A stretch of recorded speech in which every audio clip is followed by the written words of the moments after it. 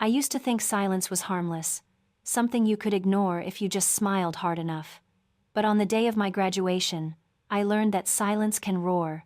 It can echo across a stadium, cut through a crowd, and expose every truth your family ever tried to bury. If you have ever stood somewhere you were supposed to be celebrated and felt completely invisible, then you might understand what happened to me that morning. My name is Madison Lee Carter, and this is the moment I realized my family never planned to show up for me, not even once.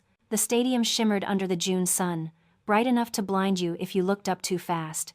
Navy gowns rustled like paper waves as all of us lined up backstage. You could feel everyone's nerves bouncing around, the same way you can feel heat before you step onto an asphalt road. Behind me, two girls compared the bouquets their parents had brought. In front of me, a guy fixed the tie his dad insisted he wear. Everywhere I turned, families clustered together, hugging, crying, capturing every second of their child's achievement. My hands were shaking, but not from nerves. I kept trying to laugh at myself, telling my body to calm down. Maybe they were parking, maybe they hit traffic, maybe I just hadn't spotted them yet. There were so many excuses I had learned to hand out to myself over the years that they came naturally, like breathing. Still, when the announcer finally called my name, something inside me went still. Madison Lee Carter. The sound of my name spread across the stadium in a proud, ringing tone. People clapped, a few whooped, phones lifted into the air. But when I stepped forward and looked to the front row, the row marked reserved for family, nothing moved. Not one person shifted, not one familiar face turned toward me. 4 empty seats reflected the sunlight like polished mirrors, and for a moment, I saw myself in them. The daughter always standing alone. I smiled anyway. I smiled so hard my cheeks ached. I walked across that stage like I had someone waiting for me, like someone had ever waited for me. My diploma shook a little in my hands, but the photographers didn't notice. Their cameras clicked in fast, cheerful bursts, and for a split second, I imagined what that photograph would look like in a frame. Maybe I'd hang it on a wall someday.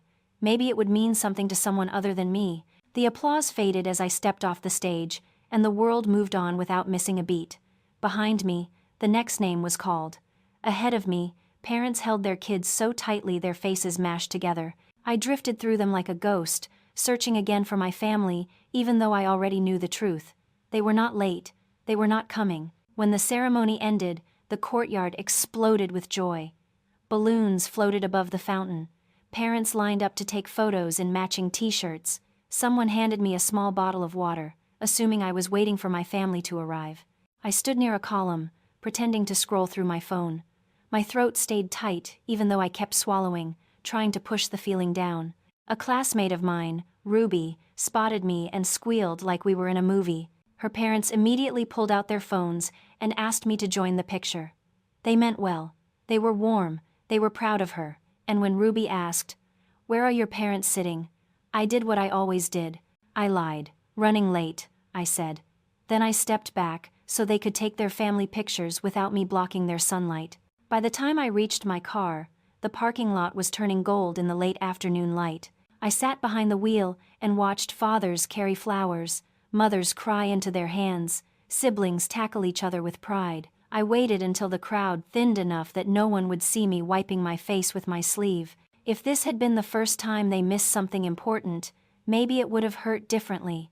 But this was a pattern so old that it had started to rust in the corners. They missed my high school graduation because Chloe had a dance rehearsal. They missed my scholarship dinner because Mom had a migraine. They never called on the days that mattered, unless they needed money. But still, a part of me had hoped. You always hope, even when you know better.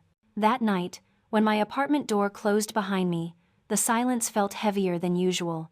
I kept replaying the ceremony in my head, the cheers, the cameras, the empty seats, the smile I forced. I didn't know it yet, but that moment was the beginning of everything. The moment the ground shifted under my feet. If you had told me that just 3 days later I would send my mother $1, change my locks, and start a chain of events that would expose everything my family had been hiding for years, I would have laughed. But storms don't warn you before they hit. They start with small things, a quiet moment, a choice, an empty chair that suddenly means everything. And that was the day I realized mine had been empty for a very long time. If the empty chairs at my graduation were the final confirmation, then my childhood was the long, slow lesson that led me there. People always say you can't blame a family for being imperfect. But there is a difference between imperfection and a pattern, and mine was a pattern so deeply woven into my life that I mistook it for normal. I used to think love meant carrying more than your share. I used to think being needed was the same as being valued. And the older I get, the more I realize I learned all the wrong definitions. When I got home after the ceremony, still wearing a little of that fake smile I'd practiced all day, I sat on my couch and stared at my diploma. It was supposed to represent everything I'd fought through, but instead, it reminded me of how long I'd been fighting alone. I didn't grow up in a bad house, at least not the kind people recognize immediately. No shouting matches through thin walls, no slammed doors waking up the neighbors. Mine was quieter, sharper, the kind of home where pain slips in like a draft under the door, so constant you stop noticing the cold. I was 13 the first time I realized Chloe and I lived in two different universes inside the same house. She was 9 then, all blonde curls and glitter sneakers, always handed things I had to earn. I remember standing in the kitchen with a permission slip for my school's science camp. 1 week in the mountains, everything paid, except the bus fee, $20. I held the paper out to my mother, excited, hopeful. She didn't look up from the sink. She just said, "Not this year, Maddie. Money's tight." I nodded, folded the slip, told myself it was fine. But not even 25 minutes later, my dad walked in carrying a brand new pair of ballet shoes for Chloe, the expensive kind. The ones that came with satin ribbons and a matching case. "That's for her recital," Mom explained. I didn't say anything. I didn't have the language back then to question why my dreams were luxuries, and Chloe's were obligations. I just learned the rule. Chloe's needs came first. Always. When I turned 15, I applied for my first job, a little bakery on the corner, where the smell of warm bread filled your hair for hours. I thought I was doing something grown up, responsible. My mother thought it was useful. Within weeks, the money I earned started dissolving into household emergencies. A field trip here, a dance costume there, gas money, groceries, a surprise fee at Chloe's school. Every time I handed her my envelope of earnings, she smiled and said, "Family helps family. We're proud of you." That phrase could have been stitched onto the walls of our house. I carried it like a badge of honor, not realizing it was just another way to say, "Your place is to sacrifice, don't ask for anything back." By the time I hit 16, I was waking up at 5 a.m. to work morning shifts before school. I told myself it was temporary, that I was building something, proving myself. But looking back, I was building a ladder my mother kept moving every time I got close to the top. I still remember winning first place at my district's math competition. My teacher hugged me. Chloe's friends congratulated me in the hallway. When I told my parents, they clapped lightly. Then Mom said, "Well, Chloe starts her solo rehearsals next week. We need to pick up her costume. It's custom made." One moment erased by another. One daughter overshadowed by the other. It wasn't intentional. That's what made it worse. It was simply the way our family operated. Chloe was the star. I was the structure beneath the stage. And still, I kept trying. Every good grade, every award, every scholarship application. I kept thinking that if I achieved enough, if I shined brightly enough, maybe one day they would lift their heads and actually see me. But the truth is, some people only notice you when they need something. When I got accepted into graduate school, I ran into the living room holding the email like it was a golden ticket. My mother scanned it, nodded, and said, "That's wonderful, Maddie. You'll need to start saving faster. Chloe will need a car soon, and we can't afford to carry everything." She didn't ask about my program. She didn't ask why I chose data analytics. She didn't even ask when classes started. She just saw the cost and the burden. And she assumed I would carry both. I told myself it was just who she was, that she didn't mean to hurt me, that Chloe didn't know any better. But deep down, a small, tired part of me wondered if maybe I had been raised to be useful, not loved. And then came the graduation. The empty chairs, the silence that wrapped around me like a truth I could no longer ignore. It wasn't just that they didn't come, it was that they never had. Not once, not really. People say patterns break when someone finally refuses to repeat them. But what they don't say is that breaking a pattern often comes with consequences you never saw coming. Because 3 days later, when my phone buzzed with a message from my mother, not congratulations, not a call, not even a second of curiosity about how my ceremony went, but a demand for money for Chloe's sweet 16, I felt something I had never felt before. Not sadness, not disappointment, a shift, a crack, a beginning. And I had no idea that the moment I stopped giving would be the moment my family decided to take everything by force. I didn't know it then, but the text asking for money was nothing compared to the betrayal they were already preparing in my name, using my credit, my identity, and the trust they thought I was too afraid to break. 3 days after graduation, the world had already moved on. The balloons had deflated, the photographs were posted, the gowns were shoved into closets, my classmates were out celebrating with families who toasted their futures. And me? I was sitting at my tiny kitchen table, sipping leftover coffee, trying to convince myself that the silence filling my apartment was peaceful, and not the kind that comes after a blow you should have seen coming. I hadn't heard a word from my family since the ceremony, not even a half-hearted text, not even a missed call, meant to look like effort. You'd think that would have hurt more, but what surprised me most was how numb I felt, like my heart was tired of raising its hand and never being called on. That morning, sunlight slid across the floor, warm and soft. For once, I felt calm. I took a long breath, exhaled slowly, and told myself, "You're free." Maybe if I said it enough times, I would believe it. My phone buzzed. The sound startled me.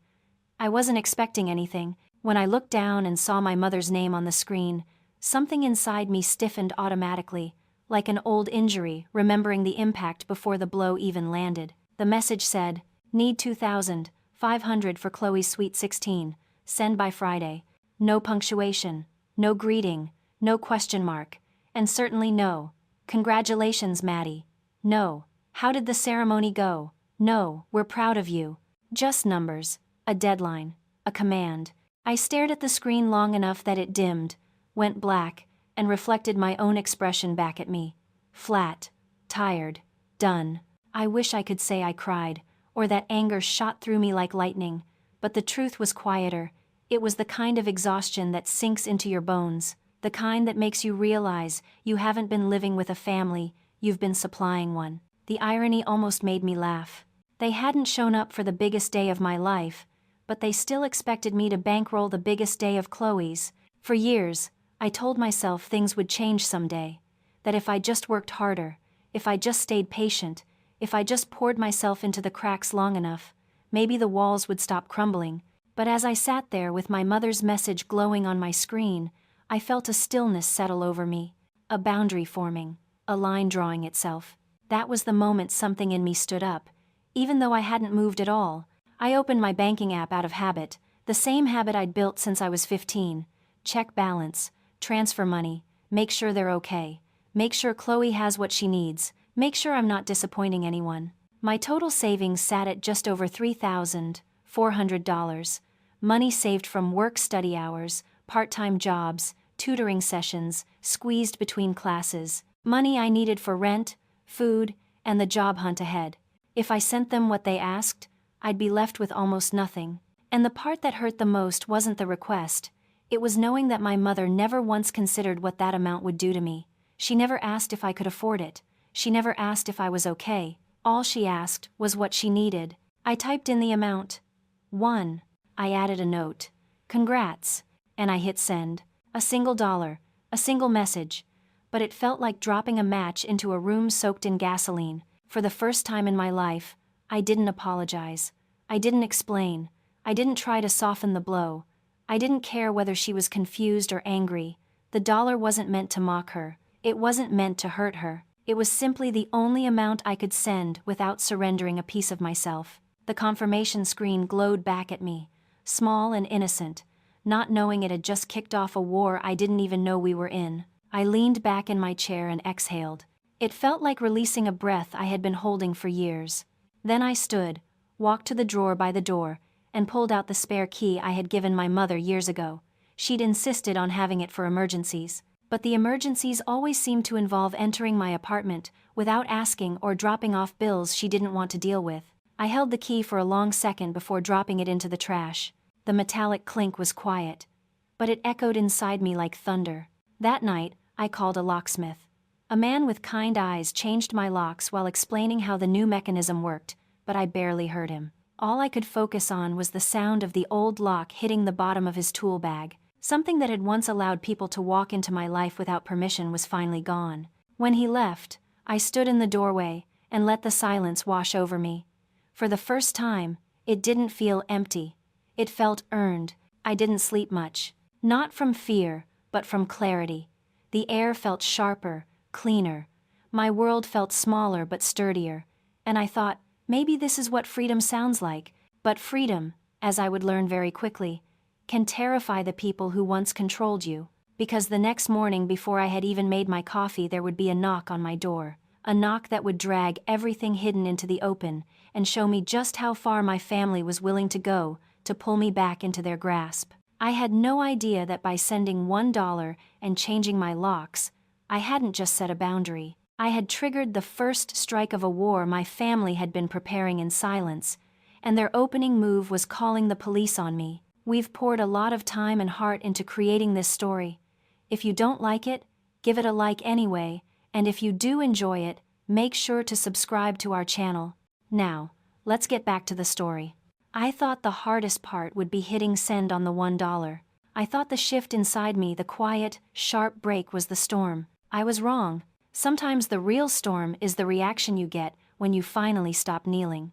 The morning after I changed the locks, sunlight spilled across my apartment like it always did, warm and harmless. My life looked exactly the same, but something in me had rearranged. The space felt wider, my heartbeat steadier.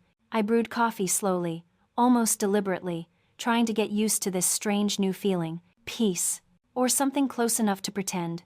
I stood by the window, sipping from a chipped mug, when I caught myself smiling. Not a big smile, just a flicker, the kind that says, maybe you're finally allowed to breathe.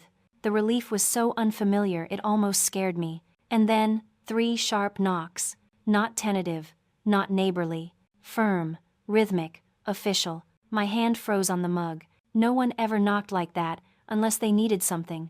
And the last time my family had needed something, they'd asked for $2,500, like I was a living ATM. A chill slid down my spine. I walked to the door and looked through the peephole. 2 uniforms filled the hallway. Police. My chest hollowed out. For a second, my mind couldn't connect the dots.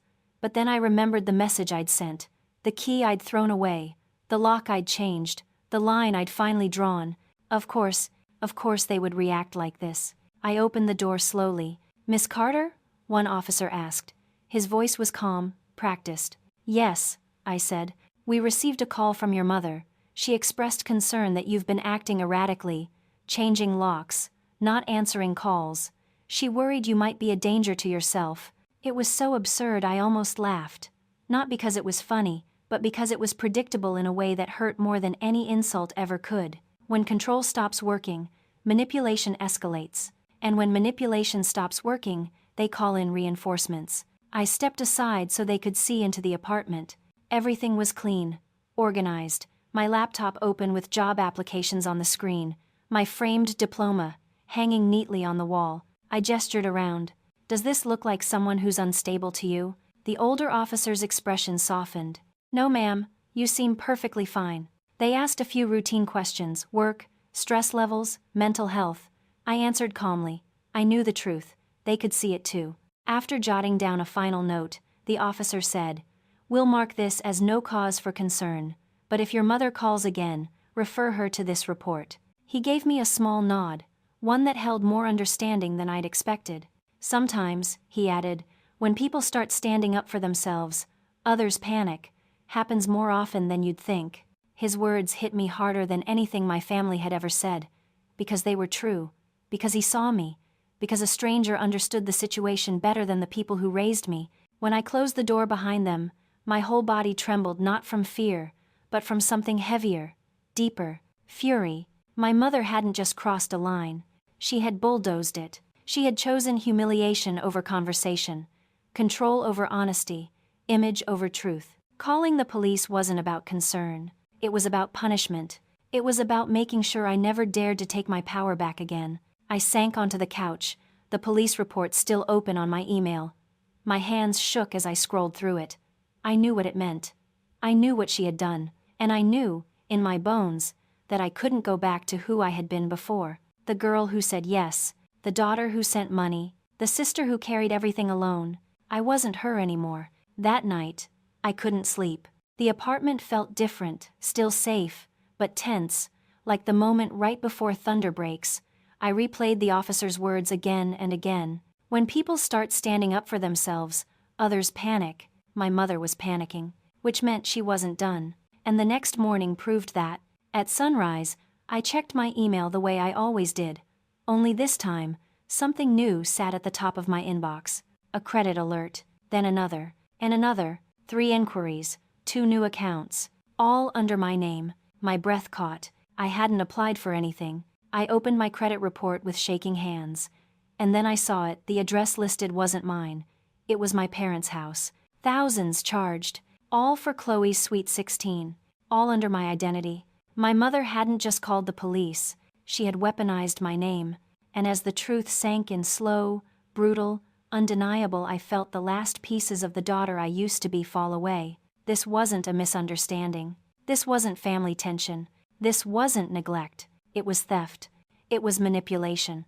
It was war. If you've ever had someone cross a line you never gave them permission to cross, tell me with a simple, "I hear you," because the next step I took, calling the bank to report identity theft, would expose something even worse. My mother hadn't just stolen my credit, she had become me. I always thought the worst thing my mother could do was ignore me, or guilt me, or twist my achievements into obligations. But the morning I discovered the credit alerts, I realized something darker. Ignoring me wasn't the worst thing she was capable of. Becoming me was. It started with a simple notification. One of those emails you get and barely glance at, but something about the timing right after the police visit, right after the $1 I sent, made my stomach tighten before my eyes even reached the screen. New credit inquiry added to your profile. At first, I assumed it was a mistake. Maybe my bank checking something, maybe an automated error. But then, the second alert came. And the third, 3 inquiries, 2 approvals, all within the last 30 days. My hands felt cold as I logged into my credit dashboard. I typed my password wrong twice. When the page finally loaded, my breath left my body all at once. 2 brand new credit cards, opened under my name, using my social security number, linked to my parents' address. I stared at the screen, my pulse thudding so loudly I could hear it in my ears. The first card already had over $3,000 charged, the second close to $2,000. I clicked through the transactions. Cherry Creek Event Center, Denver DJ Agency, Glam Studio, custom balloons, catering deposit. Everything pointed to one thing: Chloe's Sweet 16. She hadn't just expected me to pay for it. She had executed the payment herself, using my identity. I felt something in my chest crack open. Not the kind of break that hurts, the kind that exposes, the kind that tells you exactly who someone has decided to be. And it told me everything I ever needed to know. I dialed the number on the back of the first credit card account. A representative named Lauren answered. Her voice was warm, steady, something to hold on to when your entire world feels like it's tilting. "This is Madison Carter," I said. "I need to report identity theft." She verified my information. Then she paused. "Miss Carter, this account was opened in person. At our Lakewood branch." My stomach dropped. "In person? By who?" The application lists a co-applicant. A. Vanessa Carter. My mother's signature sat on a document I had never seen. My own birthday, spelled correctly. My social security number, written with the precision of someone who had memorized it long ago. The address was my childhood home. The phone number? My mother's. Lauren's voice softened. "We'll freeze the accounts immediately. You'll receive fraud forms within 24 hours. Do you feel safe where you are?" Safe. It was such a simple word for something so complicated. "Yes," I said, though my hands were shaking. After the call ended, I didn't cry, I didn't scream, I didn't crumble. I opened my voice recorder. Colorado was a one-party consent state. If my mother could weaponize my name, I could document the truth. I called her. She answered on the third ring, irritated, as if she'd been inconvenienced. "So," she snapped, You finally decided to talk. Mom, I said calmly, there are 2 credit cards under my name, both using your address, both used for Chloe's party. Do you want to explain that? A long silence. Then a laugh, sharp, hollow, practiced. Oh, Maddie, I was helping you build credit. You should be grateful. For charges I didn't make?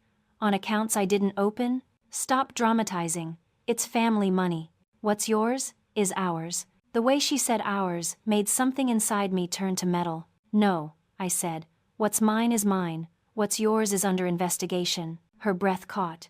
The shift was instant, like watching a mask crack. You wouldn't dare. I already filed the report. The silence that followed wasn't empty. It was thick. Alive. The kind of silence that knows something irreversible has just happened. Then she hissed. You are destroying this family. No, I replied quietly. You destroyed it when you used my name, because you knew yours wasn't enough. I hung up, saved the recording, labeled the file. Proof they crossed the line. For the rest of the day, I sat on the edge of my bed, letting the truth settle into me like a new weight. Heavy, but grounding, stabilizing.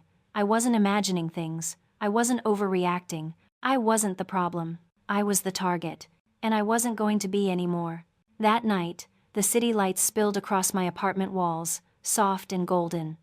I looked at my framed diploma, my job applications, the new lock on my door, and I felt something stronger than peace, resolve, cold, clear, earned. My mother hadn't just taken my money, she had taken my identity. She had crossed a boundary I hadn't even known I needed to protect. But now that I knew, I was done being quiet. Because when I confronted them face to face at the diner the next day, I wasn't prepared for just how far they were willing to lie, even with the evidence sitting right in front of them. If you've ever had a family member take advantage of your silence, hit like so more people can hear stories like this. The morning after I filed the fraud report and recorded the call with my mother, the air in my apartment felt different, heavier, still, almost expectant. It was the kind of silence that sits beside you, waiting, not comforting, not threatening, just honest. And honesty, after everything, felt almost dangerous. I didn't sleep much the night before. My mind kept replaying Lauren's voice from the bank. 2 accounts, opened in person, co-applicant Vanessa Carter. Every time I closed my eyes, I saw my mother signing the forms with the same casual entitlement she used to sign my field trip slips when I was 10. By sunrise, I'd made up my mind. If my mother wanted to pretend nothing happened, if she wanted to twist this into another episode of family loyalty, she wouldn't get that luxury. Not this time. Not ever again. I texted the group thread with my parents' and Chloe's numbers, the one usually reserved for holiday schedules, and reminders to send money. We need to meet today. Noon. Highlands Diner. No emojis. No softening. No Maddie trying to keep the peace. My father responded first. Sure. Lunch on us. My mother replied second. We have work. Make it quick. Chloe sent nothing. At 11:58, I walked into the diner. The place smelled like burnt coffee and fried hash browns, the exact kind of scent that sticks to your clothes. I picked a booth in the back, the one farthest from the windows, and faced the door. They arrived 15 minutes late, like they always did. My mother walked in first, sunglasses still on even though we were indoors. My father followed close behind, a step too slow, a man used to trailing someone else's decisions. Chloe dragged her feet, scrolling on her phone, her face lit by the pink glow of a filtered selfie. They slid into the booth opposite me. No greetings, no apologies, not even a polite smile. My mother got straight to the point. All right, Madison, what is this about? We have things to do today. I didn't bother with small talk. I pulled a brown folder from my bag and placed it on the table, slowly, deliberately. This, I said, is what we're talking about. My mother raised an eyebrow but didn't touch it. So I opened it for her. Statements, screenshots, transaction lists, copies of the bank's email, my own credit report, and at the very top, the signature line with her handwriting staring back at her like a mirror she didn't ask for. My father leaned in, squinting. Chloe froze mid-scroll. What is this supposed to mean? My mother asked. It means, I said, keeping my voice steady, you committed identity theft. She scoffed, waving a dismissive hand. Oh, come on, Maddie. We didn't hurt anything. It's family. We were helping you build credit, by maxing out accounts under my name, by putting your address and phone number, by forging my signature. For God's sake, she snapped. Don't be dramatic. You know we always handle things like this. You're overreacting. Overreacting. It was always their favorite word. My father cleared his throat. Sweetheart, if your mother went too far, we're sorry. But it's nothing the bank needs to be involved in. It already is, I said. The accounts are frozen. There's an active fraud investigation. My mother's lips parted, but no sound came out. For a second, her mask slipped the first flicker of fear I'd seen on her face in years. Then Chloe whispered, Mom, you told me Maddie agreed to pay for everything. I glanced at her. For once, her eyes weren't full of entitlement. They were confused, small, almost scared. My mother snapped. Stay out of it, Chloe. But Chloe kept staring at me, her voice soft. You really didn't agree? Not even for my birthday? I felt something twist inside my chest. Not sympathy, exactly more like recognition. The kind that tells you someone has been fed the same lies you once swallowed. No, I said quietly. I didn't. My mother slammed her palm on the table hard enough to rattle the salt shakers. This is ridiculous. You are trying to sabotage your own family. No, I replied. I am protecting myself from my family. The diner went silent around us. Even the clatter of dishes in the kitchen seemed to pause. A server walked by, took one look at the tension, and kept moving. You need to drop this report, my father said, voice tight. You'll ruin everything. I leaned forward. I didn't ruin anything. I just refused to keep paying for your choices. My mother's eyes burned into mine. You think you're so strong now. You think you can walk away from us. I already did, I said. You just didn't notice until the money stopped. She opened her mouth, ready to launch another accusation, another guilt trip, another manipulation dressed as motherly love. I stood up before she could. I'm done here. My father grabbed my wrist, not hard, but enough to make a point. Maddie, don't do this. I pulled my arm back. I didn't do this. You did. And then I walked out. No dramatic exit, no tears, just the final step out of a role I had never agreed to play.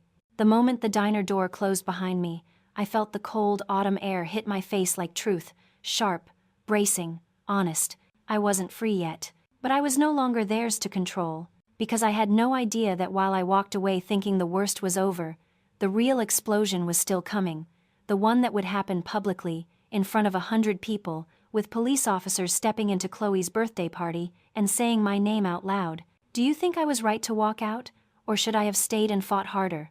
Let me know. When I left the diner that afternoon, my hands were still trembling, not from fear, not from regret, but from something colder, something sharper. The truth had finally been spoken aloud.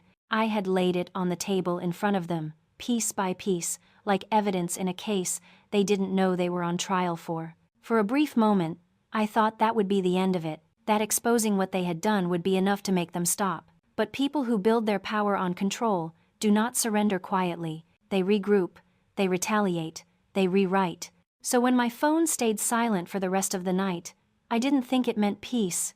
I knew it meant preparation. The next day was Chloe's Sweet 16. Even though I wasn't invited, I knew exactly how it would look. My mother would have planned it like a royal coronation, silver streamers, neon lights, catered displays shaped into the number 16. She loved things that looked expensive, especially when someone else paid for them. I woke to a quiet apartment, the sunlight stretching long across the floor.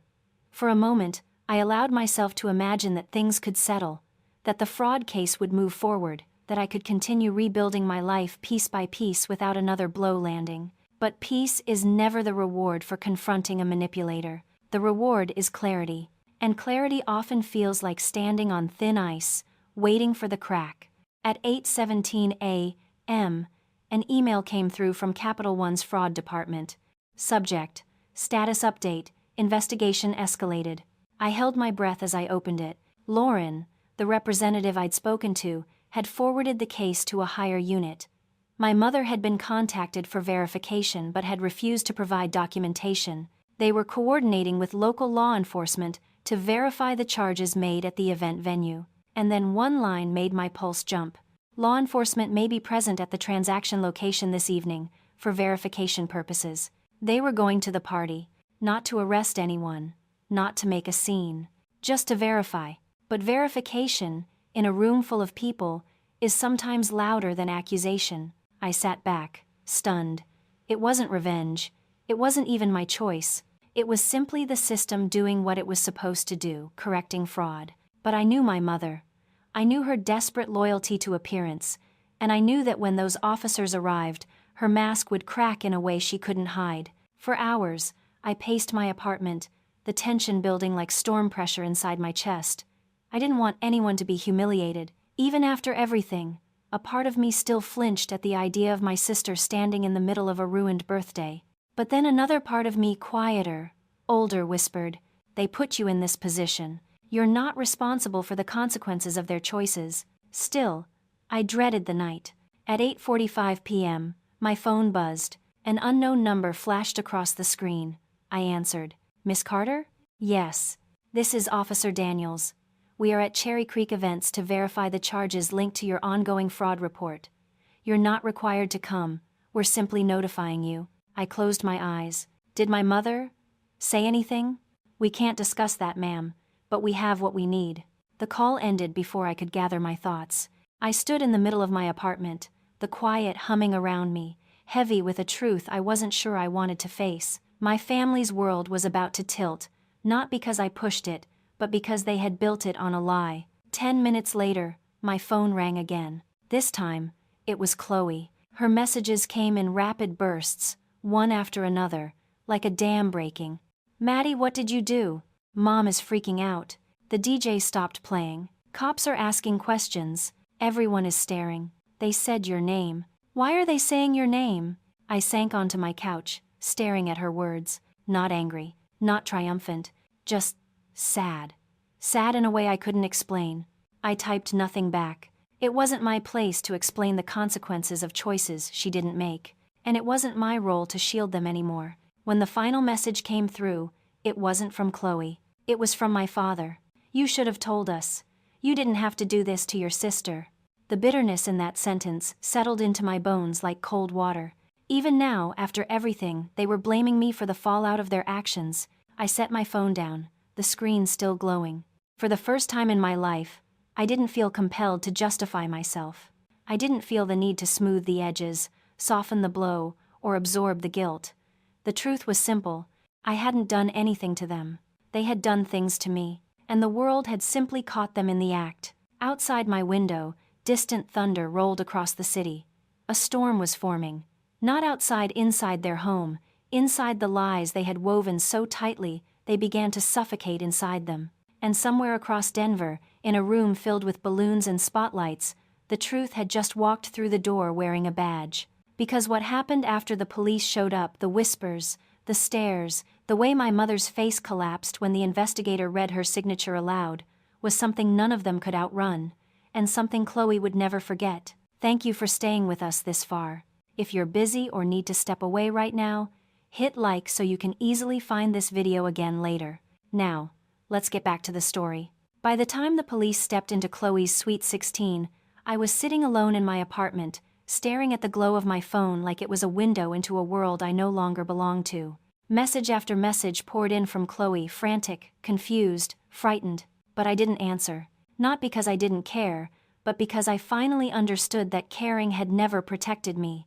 It had only made me easier to use. Somewhere across the city, the night they built on my name was beginning to split open. I pictured the event hall exactly as it must have looked.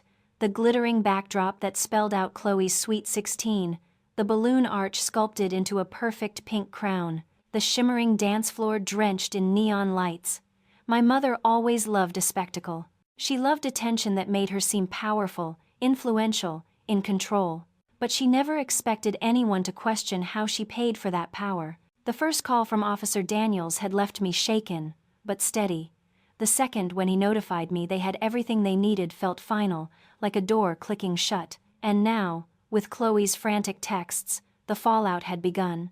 I imagined the exact moment it happened. The music cutting out mid-beat, the guests slowly turning toward the entrance, the swirl of whispers spreading like smoke, and then the sight of two officers walking across the glowing dance floor toward my mother.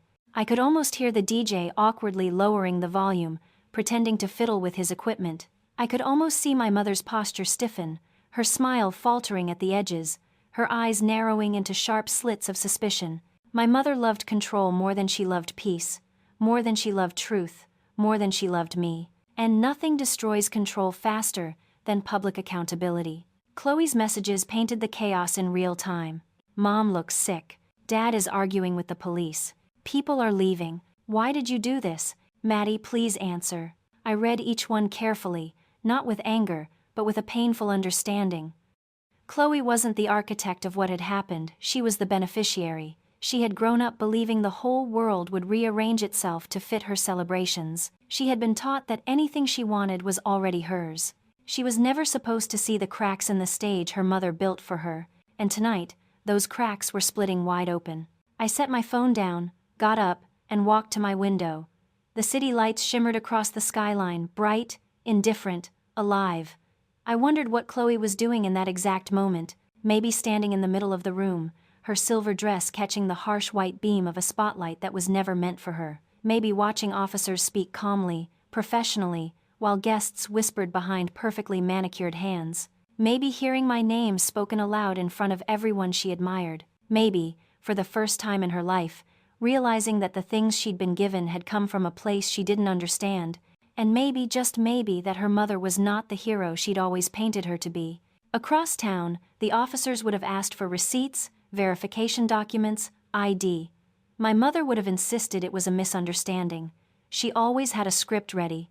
She knew how to cry on command, how to raise her voice just enough to seem passionate rather than guilty. But signatures do not lie, dates do not lie, addresses do not lie, and bank investigators do not accept emotion as evidence. The moment they read out her handwriting, her precise, unmistakable loops and slants, I knew she would feel something she had avoided her entire life. Exposure, not the kind you can deny, not the kind you can spin, not the kind you can blame on your daughter. Real, undeniable exposure. I paced my apartment slowly, each step syncing with the beat of my heart. I didn't feel victorious. I didn't feel vindicated. I didn't even feel angry anymore. What I felt was a quiet, steady release, like I had been holding my breath for years, and was finally letting it go. My family had not fallen because of me. My family had fallen because the truth finally stood up. At 9:32 p.m., another message came, this one from my father. We are coming over. Open the door.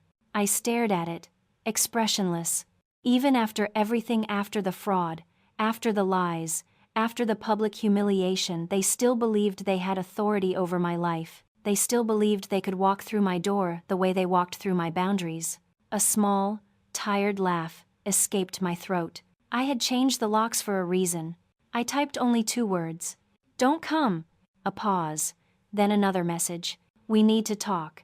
You owe your sister an explanation. I shook my head slowly. Oh? I owed Chloe love, fairness, honesty, yes. But I owed no one an apology for crimes I did not commit. I didn't respond. Instead, I turned off my phone and sank into the couch, letting the silence settle around me like a soft blanket. It was the first time in years the silence didn't scare me.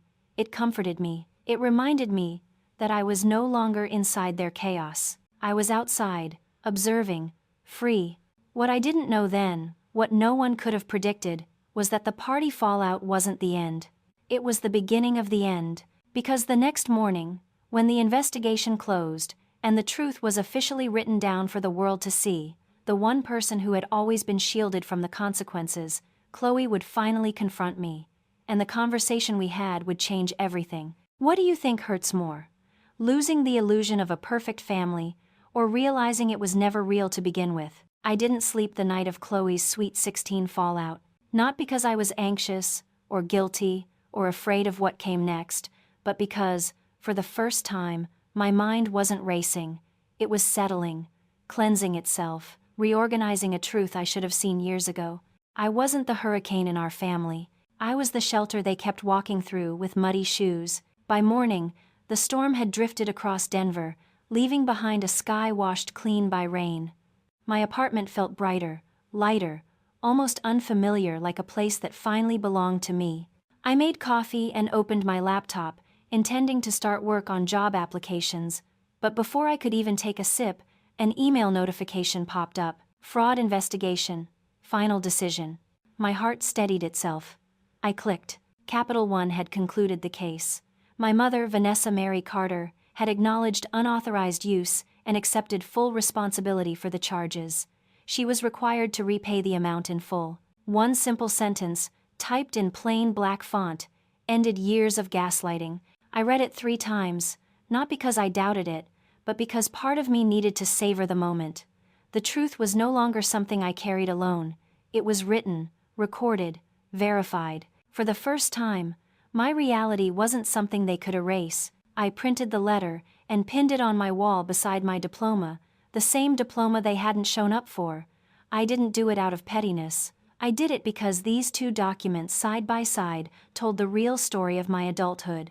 What I earned, and what I refused to lose. My phone buzzed again. This time, it wasn't an email. It was a video link. A 28-second clip, posted by one of Chloe's classmates. I clicked it before I could stop myself. There was my mother, standing in the glowing purple light of the party room, arguing with a police officer, while a room full of teenagers watched in stunned silence. The camera panned across scattered decorations, an unplugged DJ booth, and Chloe wiping her face, mascara streaking down her cheeks. Then my name, the officer stating calmly. These charges were made under the name Madison Lee Carter. The room gasped. Someone whispered, "That's her older sister, right?" Someone else said, "Wait, her mom used her name?" And then, the clip ended. 500,000 views.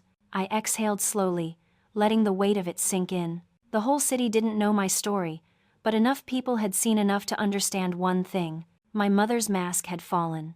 I wasn't proud of that. I wasn't celebrating. But I wasn't grieving either. It was the cost of choices she made long before the party ever began.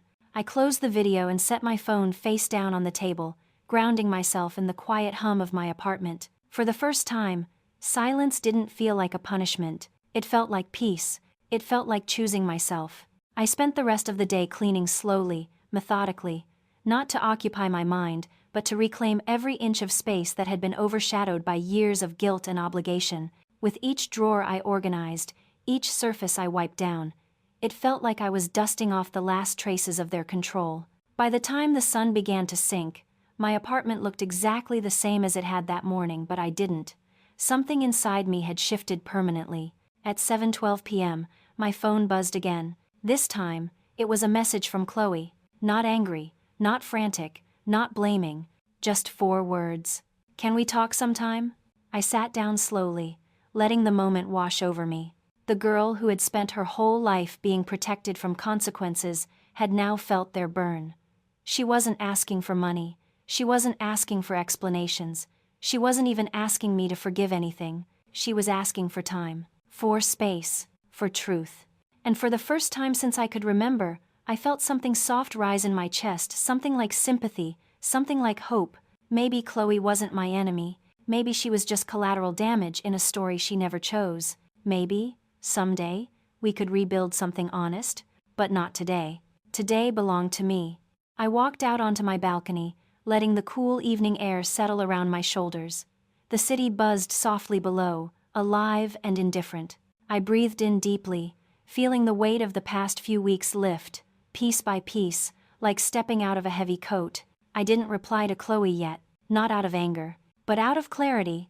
I needed to finish becoming someone who wasn't defined by anyone else's expectations, someone who wasn't shaped by guilt or obedience or fear, someone who chose herself first. And tomorrow, when I turned a new page in my life, I wanted to do it clean. Because 6 months later, when autumn settled over Denver, and a new job changed everything for me, I learned something surprising. Silence isn't just peaceful, it can be powerful enough to rebuild a whole life from the ground up. Who else thinks my mom would have blamed the DJ if she could have? Let me know in the comments. 6 months passed after the night Chloe's Sweet 16 collapsed under the weight of the truth. It's strange how half a year can feel both impossibly long and unbelievably short.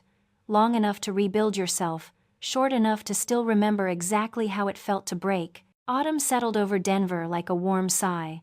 Leaves drifted across the sidewalks in copper waves, and the air held that crisp, almost nostalgic chill that makes you believe new beginnings are possible. For the first time in my adult life, I felt aligned with a season, not drowning in it, not fighting it, moving with it.